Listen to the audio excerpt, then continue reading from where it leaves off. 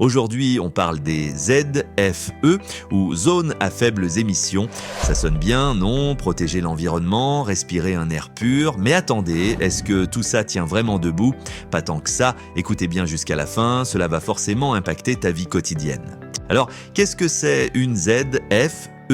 C'est une zone dans laquelle toutes les voitures essence avant 2006 et diesel avant 2011 n'auront plus le droit de circuler au 1er janvier 2025 parce qu'elles polluent trop.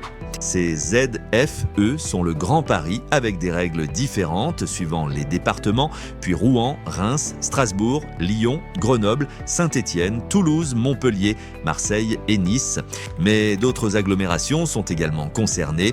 Cette fois, l'interdiction vise tous les véhicules essence ou diesel immatriculés avant le 1er janvier 1997, indiqués en jaune sur la carte. Là où les choses se compliquent, c'est que toutes les zones ne sont pas actives et les règles varient d'une région à l'autre. Une véritable usine à gaz transformant un simple trajet à travers la France en casse-tête. Tout cela paraît logique pour l'environnement, mais voici les incohérences.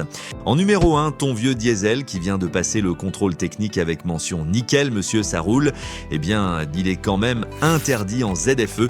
Pourquoi? Parce que tu n'as pas la bonne vignette critère. En numéro 2, pour éviter ces zones, tu vas devoir faire de longs détours et donc rouler plus et polluer plus. Exemple concret, tu pars de Perpignan pour aller à Marseille. Normalement, tu prends l'autoroute. Mais avec les ZFE, tu dois sortir avant Montpellier et faire un détour de plusieurs dizaines de kilomètres. En numéro 3, on va donc devoir jeter des millions de voitures parfaitement fonctionnelles juste parce qu'elles n'ont pas la bonne vignette. Et après, on va en fabriquer de nouvelles qui, elles, polluent à fond pendant leur production. Bravo, l'écologie! Savais-tu qu'une voiture neuve génère jusqu'à 10 tonnes de CO2 rien que pour sa fabrication? Mais oui, bien sûr, interdisons les voitures qui roulent encore, c'est logique, alors que la différence entre un critère 3 et critère 2 est seulement de 0,2 tonnes par an.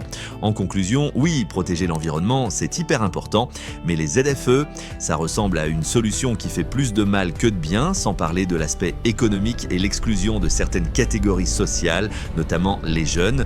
Et toi, t'en penses quoi? Dis-le moi en commentaire, partage pour le faire savoir à tes amis, et à bientôt pour notre prochaine vidéo.